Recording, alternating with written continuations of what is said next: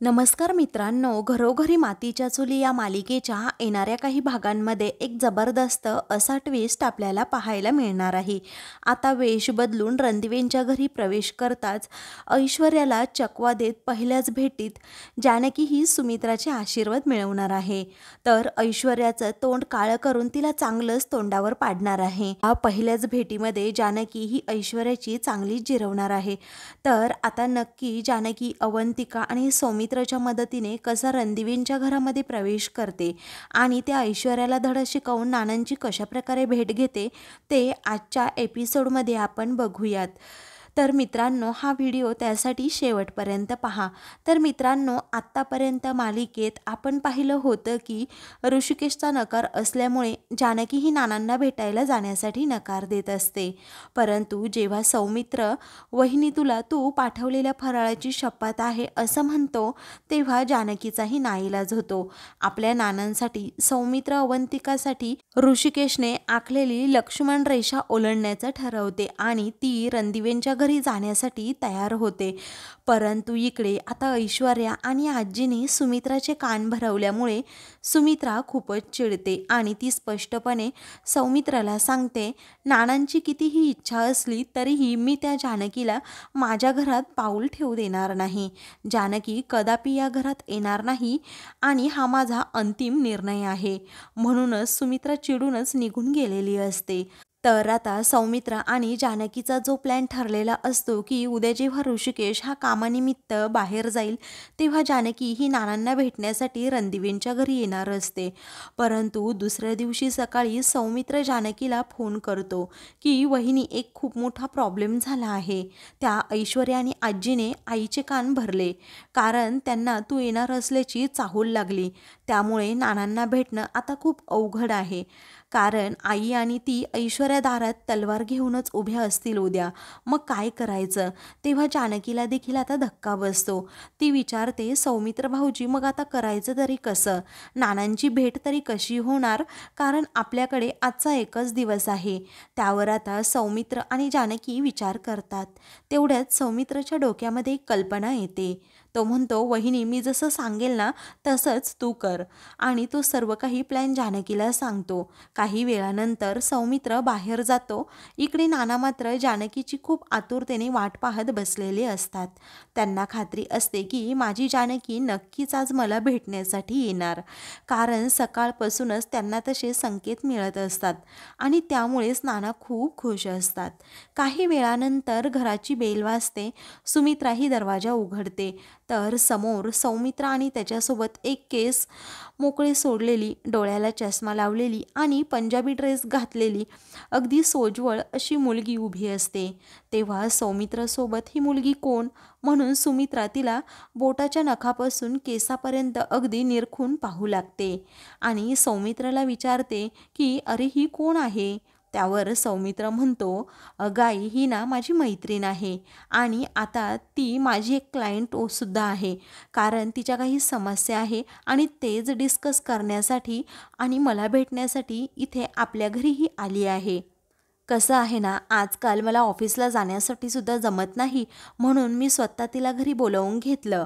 तेव्हा सुमित्रा म्हणते की ठीक आहे बाळा. आता एक बाजी तर सौमित्रा आणि जानकीने जिंकलेली असते, कारण सुमित्रा ही जानकीला ओळखूच शकलेली नसते आणि ती दुसरी तिसरी मुलगी नसून सौमित्राच्या मैत्रिणीच्या वेशात जानकीच असते. तेव्हा सुमित्रा म्हणते, अरे, मग तिला असं बाहेर का उभं केलं? असं म्हणून सुमित्रा स्वतः जानकीला आतमध्ये येण्यासाठी सांगते. तेव्हाच आता मित्रांनो, खूप मोठा असा चमत्कार झालेला असतो. बाहेर ओट्यावरच काही कुंकू सांडलेलं असतं आणि त्यावर जानकीचे पाय पडतात आणि रणदिवे यांच्या घरामध्ये पुन्हा एकदा जानकीच्या लक्ष्मीची पावलं उमटलेली असतात. ते पाहून तर सौमित्राला खूप आनंद होतो, मात्र सुमित्राला धक्का बसतो. ती म्हणते, अरे वा, तू तर अगदी लक्ष्मीच्या पावलांनी आमच्या घरात आलीस. नाव काय म्हणायचं बरं तुझं? त्यावर सौमित्र सांगतो की अगं आई, तिचं नाव कलावती जहागीरदार आहे. तेव्हा आता जानकी लगेच सुमित्राच्या पाया पडते. तर सुमित्रा खुश होत तिच्या डोक्यावर हात ठेवत आशीर्वाद देते. परंतु तेव्हा सुमित्रा जानकीच्या डोक्यावर हात ठेवते ना, तेव्हा तिला तो स्पर्श जरा ओळखीचा वाटतो आणि ती पुन्हा हळूच जानकीकडे पाहू लागते आणि पुन्हा म्हणते, "अरे सौमित्र, मला असं वाटतंय की मी यांना या अगोदर कुठेतरी पाहिले आहे." आणि ते ऐकून जानकी, सौमित्र खूपच घाबरतात. तर सौमित्र आता बाजू सावरत म्हणतो, "अगं आई, एकसारखे अनेक चेहरेसुद्धा असू शकतात ना. आणि तुला माहिती आहे का, आम्ही एकाच कॉलेजमध्ये होतो. ही ना कलावती खूप हुशार आहे. मी वकिलीसाठी गेलो, परंतु हिने कोर्स केला तो नर्सचा आणि तिला चांगल्या प्रकारे मॉलिशसुद्धा करता येते.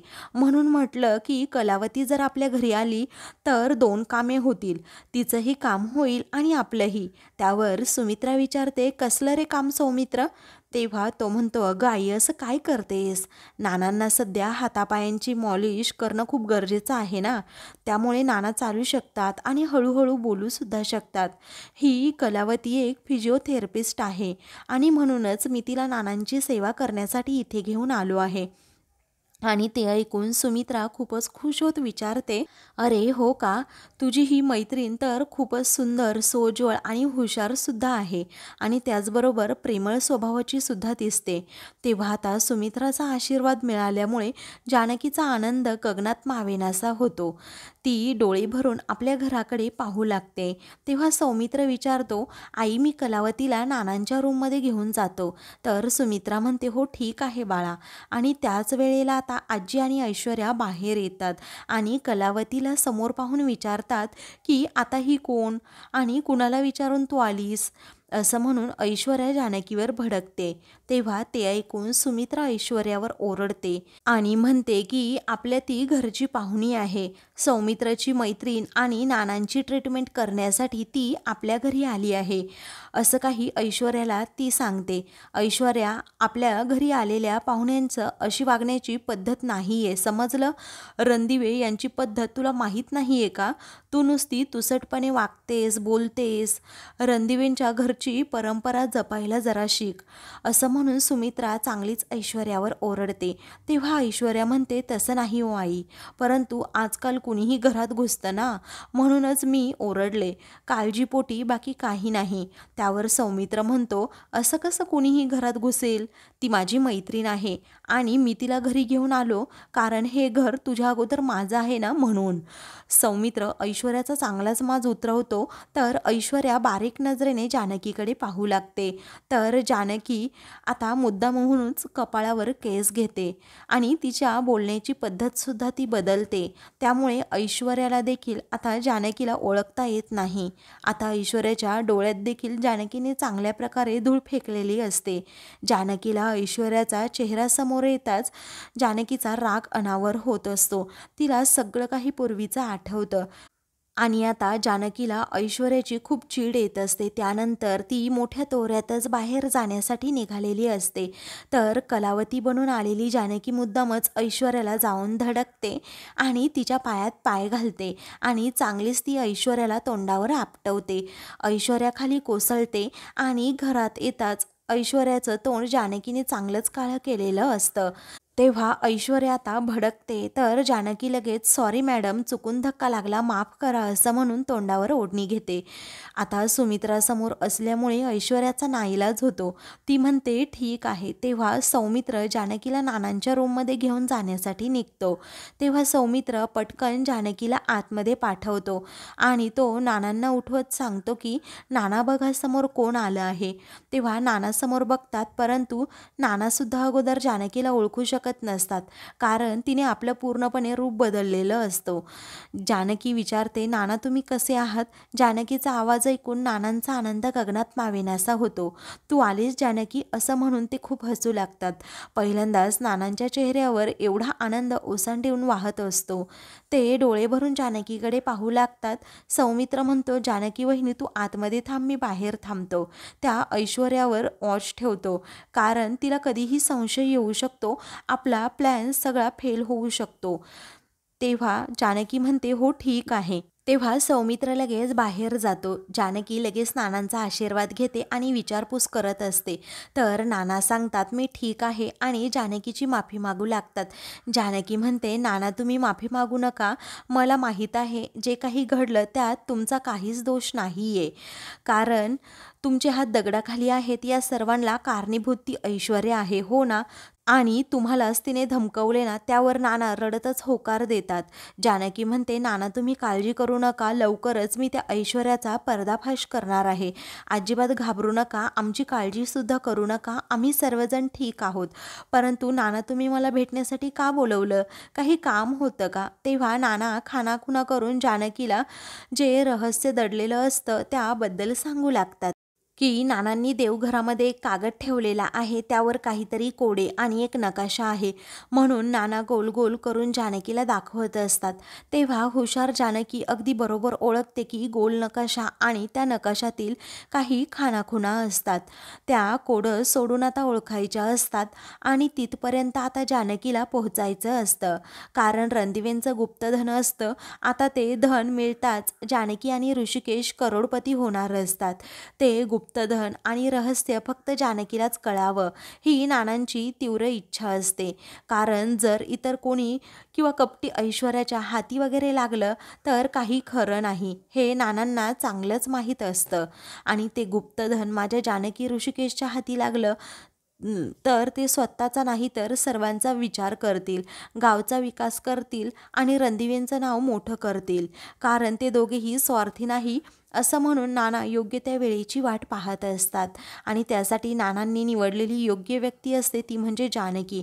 जानकीवरच नानांचा खूप विश्वास असतो की जानकी त्या धनापर्यंत पोहोचू शकेल, त्या नकाशातील खाणाखुणा सोडवू शकेल, याची 100% खात्री नानांना असते. आणि त्याच गुप्तधनाचा जो काही पूर्ण नकाशा असतो तो नानांनी जानकीला दाखवलेला असतो. जानकीला एक देवघर दिलेलं असतं. त्या देवघरातील ड्रॉवरमध्ये तो ठेवलेला असतो आणि त्याबद्दलच आता नाना जानकीला खानाखुणा करून सांगण्याचा खूप प्रयत्न करत असतात. तेव्हा जानकीला देखील आता खूप मोठ्या सत्याचा उलगडा होणार असतो. ज्या ऐश्वर्याने जानकीला फक्त घातलेल्या कपड्यांवर घराबाहेर हाकलवून दिलेलं असतं तीच जानकी आणि ऋषिकेश आता करोडोंचे मालक होणार असतात. आणि ऐश्वर्याची पळताभुई थोडी होऊन घमंडी अहंकारी ऐश्वर्या आता लवकरच भिकेला लागण्याच्या मार्गावर असते. परंतु नानांना नीट बोलता येत नसतं. त्यांच्या तोंडातून शब्दांचा उच्चार व्यवस्थित होत नसतो. नानांनी केलेल्या खाणाखुणांचा 50% जानकीला उलगडा होतो. परंतु काही गोष्टी जानकीला सुद्धा समजत नसतात. ती सर्व काही आपल्या नजरेत कॅप्चर करून घेते की नानांना नक्की काय म्हणायचंय असा प्रयत्न ती करत असते. त्याचवेळी ऐश्वर्या नानांच्या रूमकडे येऊ लागते. ते पाहून सौमित्राला मोठा धक्का बसतो. आता तो जानकीला सावध करतो. ऐश्वर्या येत आहे असं सांगतो. तेव्हा जानकी नानांना म्हणते की मी नक्कीच तुमच्या सांगण्याचा विचार करेन. तुम्हाला नक्की काय म्हणायचं आहे थोडं तरी मला कळाले आहे. तू सगळं काही आता मी उलगडण्याचा प्रयत्न करणारच आहे. ती नागिन ऐश्वर्या इकडे येत आहे, त्यामुळे तुम्ही शांत व्हा असं म्हणून ती नानांच्या डोळ्यातील पाणी पुसते आणि मुद्दामच नानांचे तेल लावून मॉलिश करण्याचा प्रयत्न करते. नानांवर ट्रीटमेंट करण्याचं नाटक करू लागते. ऐश्वर्याला थोडा संशय आलेला असतो, म्हणूनच ती नानांच्या रूममध्ये येते. आणि काय गं अजून किती वेळ लावणार आहेस कलावती? नानांच्या रूममध्ये जास्त वेळ थांबण्यासाठी कुणाला अलाउड नाही. बस झालं तुझी ही ट्रीटमेंट असं म्हणून ती जानकीला जायला सांगते. मग आता जानकीचा नाईलाज होतो. नानांना पाहून तिचे डोळे पाणवलेले असतात. काही कागदांवर नानांनी केलेले इशारे खानाखुणा करून ती ड्रॉ करून घेते. त्या शब्दांचा अर्थ काढण्याचा जानकी प्रयत्न करत असते. लगेच तो कागद जानकी लपवून ठेवते आणि आपली बॅग घेऊन पुन्हा नानांचे आशीर्वाद घेते. तेथून घराबाहेर पडते. जानकी इशारा करून नानांना काळजी घ्या म्हणून सांगते. तर आता मित्रांनो, खरंच जानकीच्या येण्याने नानांच्या तब्येतीमध्ये खूप मोठा बदल झालेला असतो. नाना चांगल्या प्रकारे रिकवर होऊ लागतात. कारण त्यांनी आपलं मन जानकीसमोर व्यक्त केलेलं असतं. नानांच्या डोक्यावरील खूप मोठं ओझं कमी झालेलं असतं. तो बदल पाहून सुमित्रा कलावतीवर खुश होते आणि बाळा तू जेवण करून जा, मध्ये मध्ये आमच्या घरी येत जा म्हणून सुमित्रा जानकीचं कौतुक करते. तिला थांबण्यासाठी आग्रह करते. परंतु जानकी विचार करते, मला जर घरी जाण्याच्या अगोदर ऋषिकेश आले तर मी घरात नसले तर ऋषिकेशला काय उत्तर देऊ. ओवी एकटीच घरात असल्याची काळजीसुद्धा तिला लागलेली असते. आज खूप घाई आहे असं म्हणून सौमित्र व सुमित्राचा निरोप घेऊन आता ती निघते. तर सौमित्र हा कलावती म्हणजे जानकीला सोडवण्यासाठी गाडी काढतो आणि आपलं मिशन सक्सेसफुल झालं म्हणून अवंतिका, सौमित्र, जानकी खूप खुश होतात. आता सौमित्र जानकीला विचारतो की नाना काय म्हणाले आणि त्यांना एवढं महत्त्वाचं काय बोलायचं होतं तुझ्याशी. जानकी म्हणते, सौमित्र भाऊजी खरं सांगू का, नानांनी मला इशारा करून जे काही सांगितलं त्यातल्या फक्त 50% गोष्टी मला समजल्या. काही गोष्टींचा उलगडा अजून मला झाला नाही. मी खूप प्रयत्न करत होते परंतु काही गोष्टी मला उमगल्या नाही. आता फक्त आपल्याला त्या सत्यापर्यंत पोहोचायचं आहे. त्या रहस्यापर्यंत पोहोचण्याचा मी नक्कीच प्रयत्न करेल, पण मला थोडा वेळ हवा आहे. सौमित्र ठीक आहे असं म्हणतो. जानकी वहिनी, नानांच्या मनामध्ये जे काही रहस्य दडलेलं असेल, नानांना तूच ती योग्य व्यक्ती वाटली असेल म्हणूनच नानांनी ते तुझ्याशी शेअर केलं.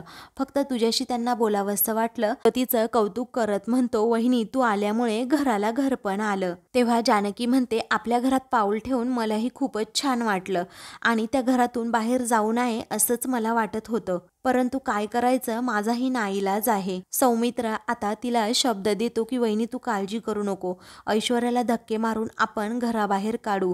तुला आणि दादाला अख्ख्या गावासमोर निर्दोष सिद्ध करून वाजत गाजत पुन्हा आपल्या रणदिवेंच्या घरी घेऊन येऊ.